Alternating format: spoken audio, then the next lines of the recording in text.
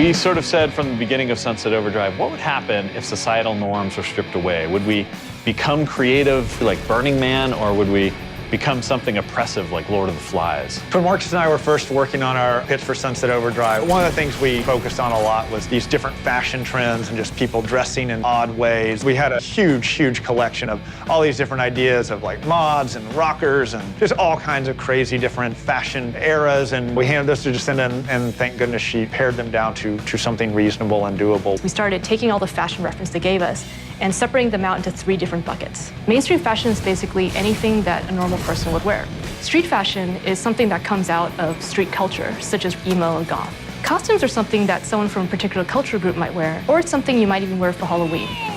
All the Sunset vanity takes from one or more of these buckets, which makes them both relatable and understandable. Diversity was very important to me because it is all about player choice and being who you want to be. And I think it definitely makes our game stand apart from other games. I think one of the interesting things about Sunset Overdrive is that most of our concept artists are actually not from the United States. I think this will appeal to a lot of different people.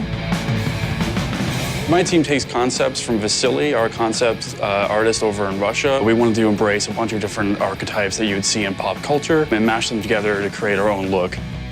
In Sunset Overdrive, we allow you to choose from many different archetypes in the game. That includes different races, different body types, big and small, and different genders.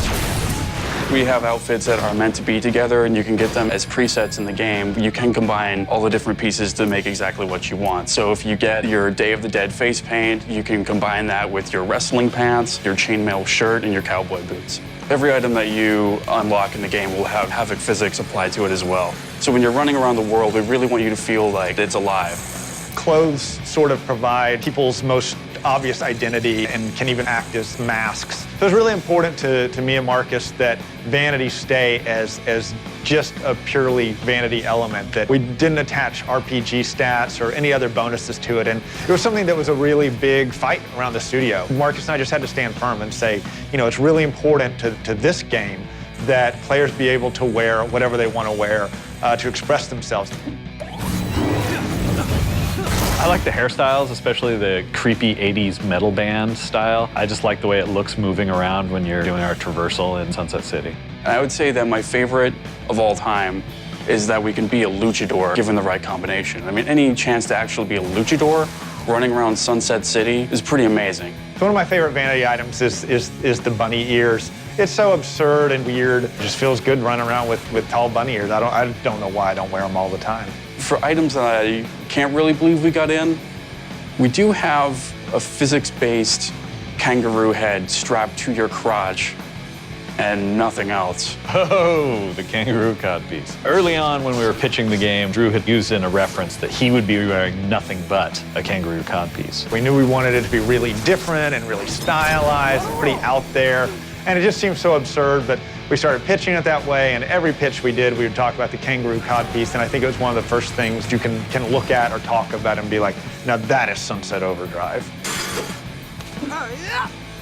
So after you've dressed up your character and you've got them looking the way you want, we still got a ton of customization with the weapons, the traps, the amps, a lot of different things on the gameplay side. So thanks for coming to Comic-Con and checking Sunset Overdrive out.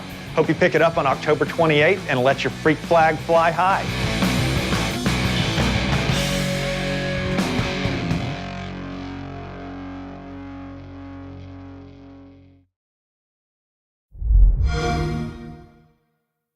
Xbox One, now starting at $399.